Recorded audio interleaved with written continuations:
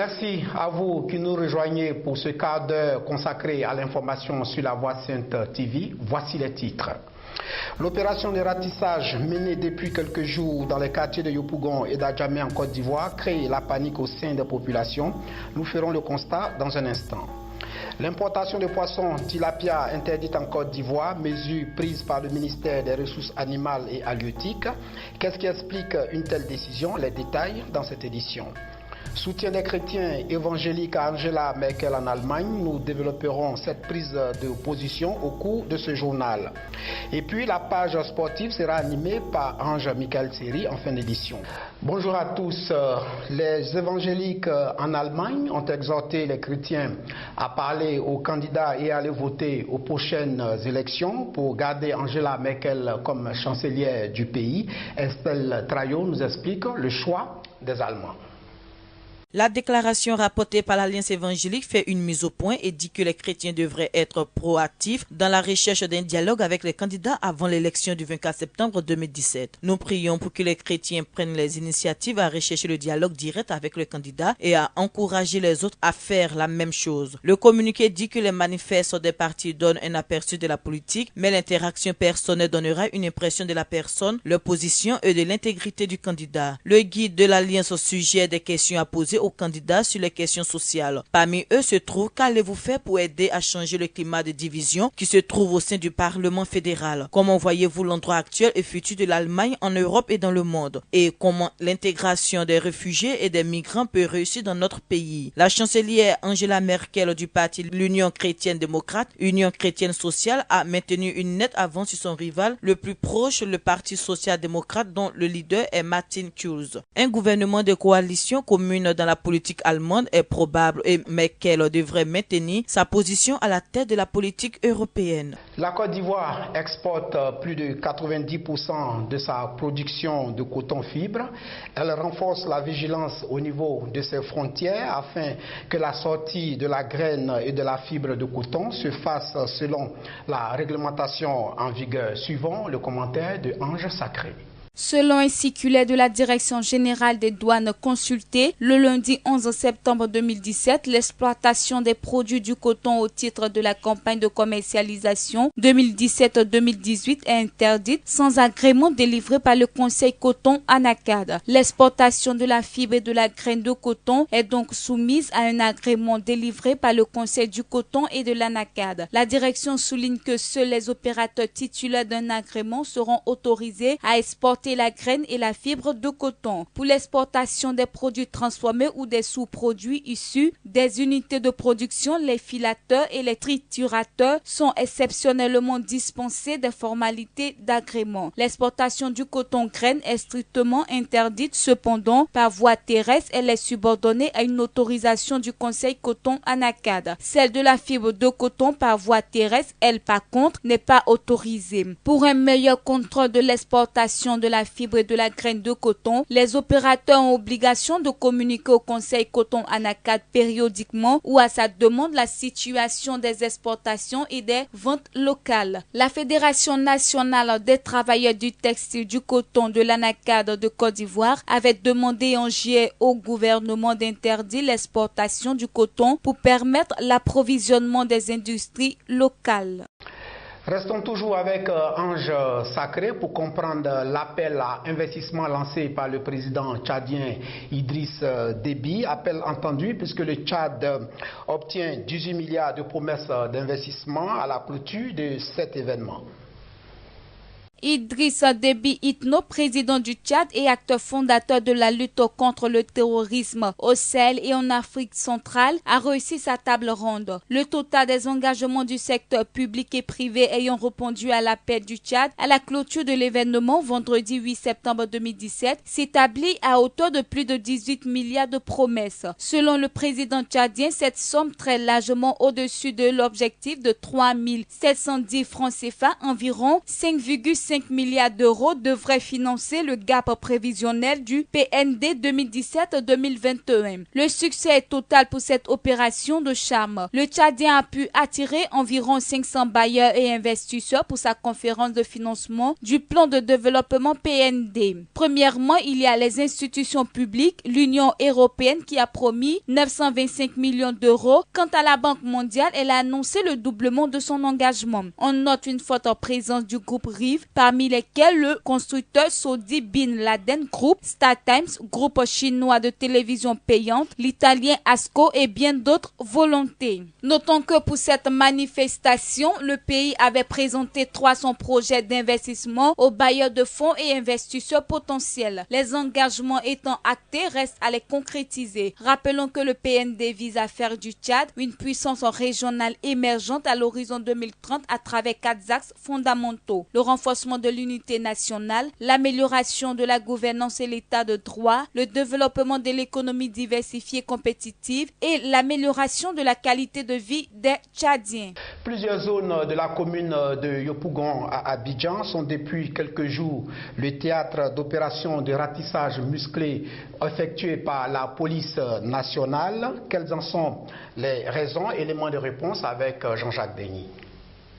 Les zones de sable et Sipores à Yopougon sont depuis la fin de matinée de ce mardi 12 septembre 2017 le théâtre d'une opération lancée par les forces de l'ordre. Selon certaines sources, il s'agirait d'une opération d'envergure qui s'inscrit dans le cadre de l'opération dite Épervier, dont l'objet est la sécurisation des biens et des personnes. À en croire des riverains, cette opération connaîtrait des débordements avec notamment des arrestations inopinées. Cette action de la police serait par ailleurs motivée par une volonté ferme d'éradiquer le phénomène des microbes, ces enfants qui agressent et pillent tout sur leur passage, généralement armés de gourdins et d'armes blanches. Ainsi, la police nationale prie la population de ne pas céder à la panique car elle n'est pas la cible de cette opération. La Côte d'Ivoire est le 3e pays d'Afrique subsaharienne à interdire l'importation de poissons tilapia en provenance des 5 pays où sévit le virus du lac du tilapia. Les détails avec Jean-Jacques Denis. Depuis le 7 septembre 2017, la Côte d'Ivoire, précisément Yamoussoukro, la capitale politique, a interdit temporairement l'importation et la commercialisation de tilapia en provenance de 5 pays, notamment la Colombie, l'Équateur, l'Égypte, l'Israël et la Thaïlande. Cette interdiction traduite par un arrêté du ministère ivoirien des ressources animales et halieutiques explique qu'il s'agit de protéger les tilapias sauvages et les tilapias d'élevage présents dans les eaux ivoiriennes de la propagation du virus de lac de tilapia. L'agent pathogène ne pose pas de risque pour la santé publique. Il peut néanmoins décimer les populations infectées. En 2015, la production mondiale de tilapia issue de l'aquaculture et des captures s'élevait à 6,4 millions de tonnes et valait environ 9,8 milliards de dollars, tandis que le commerce mondial de tilapia représentait environ 1,8 milliard de dollars. Note le communiqué de l'Organisation des Nations Unies pour l'alimentation et l'agriculture, en abrégé FAO, qui a tiré la sonnette d'alarme dès le mois de mai. Ni la Chine, d'où provient l'essentiel des tilapias importés en Côte d'Ivoire, ni la production locale ne sont touchés par le virus. L'organisation onusienne insiste, le problème n'est pas d'ordre sanitaire, mais porte sur les risques économiques et sociaux que pose ce virus. Le Conseil de sécurité des Nations Unies a adopté à l'unanimité de nouvelles sanctions contre la Corée du Nord. Ces sanctions découlent de l'initiative des États-Unis. Le point avec Martial Kwasi. Cette 8e série de mesures prises lundi 11 septembre 2017 par le Conseil de sécurité de l'ONU, soutenu par la Chine et la Russie, les plus proches soutiens de la Corée du Nord, vise à punir ce pays pour son essai nucléaire du 3 septembre dernier. Par ces sanctions, chaque fois plus sévères, l'ONU veut pousser Pyongyang à négocier ses programmes d'armement nucléaire et conventionnel jugés menaçants pour la stabilité mondiale. Ces sanctions interdisent entre autres les exportations de textiles, les approvisionnements en pétrole et en gaz. Avec ces nouvelles dispositions, les diplomates espèrent bloquer 90% des exportations nord-coréennes et limiter ces importations de pétrole de 30%. Mais c'est moins que ce que l'administration Trump avait espéré. Pour les États-Unis, le Royaume-Uni, la France et l'Italie, la résolution adoptée lundi 11 septembre 2017 est très solide et équilibrée. D'ailleurs, l'ambassadrice américaine à l'ONU, Nikki Haley, s'est félicitée du soutien des Chinois et des Russes qui envoient un message d'unité. Restons toujours avec Martial Kwasi pour parler de l'ouragan Irma. En effet, à l'issue de la réunion interministérielle, le gouvernement français a décidé d'un plan de reconstruction des îles antillaises.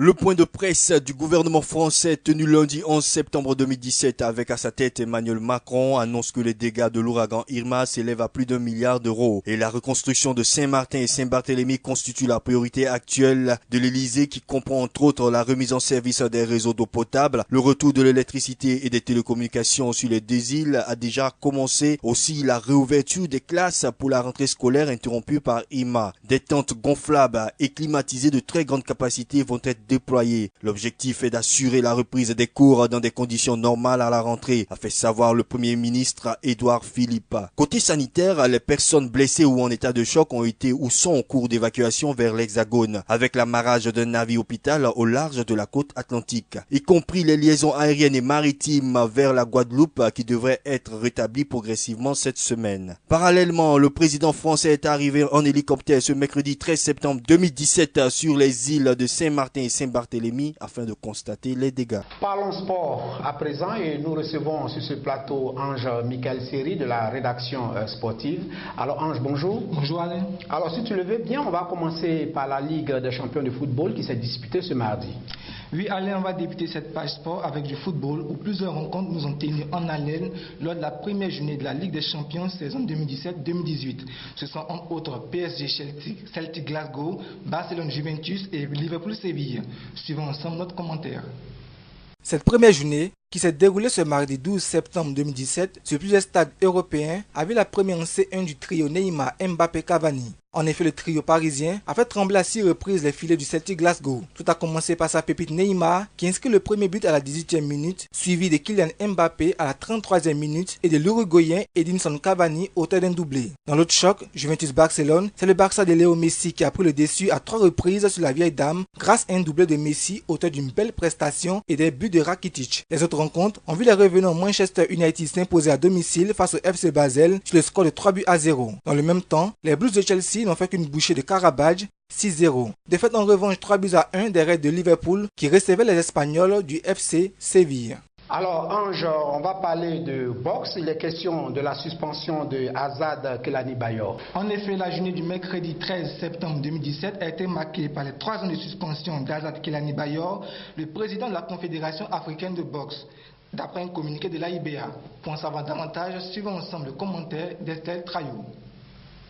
La journée du mercredi 13 septembre 2017 a été marquée par les 3 ans de suspension d'Azad Kelani Bayor, le président de la Confédération africaine de boxe et également vice-président du comité exécutif de l'AIBA. La commission de discipline de l'Association internationale de boxe l'accuse d'avoir violé son code disciplinaire. Les faits remontent au mois de juin dernier lors des championnats d'Afrique de boxe organisés au Congo. La commission disciplinaire a constaté une réaction hostile et menaçante à l'endroit des officiels de l'AIBA par les spectateurs après le résultat d'un combat le dernier jour de la compétition. Cela a été exacerbé par les commentaires de M. Bayor. L'instance internationale rappelle que cette sanction à l'encontre de l'actuel président du Sénat Togo, le Comité national olympique du Togo, est sans appel. En cyclisme, Conté Bachirou remporte la 3e étape du Tour de Côte d'Ivoire.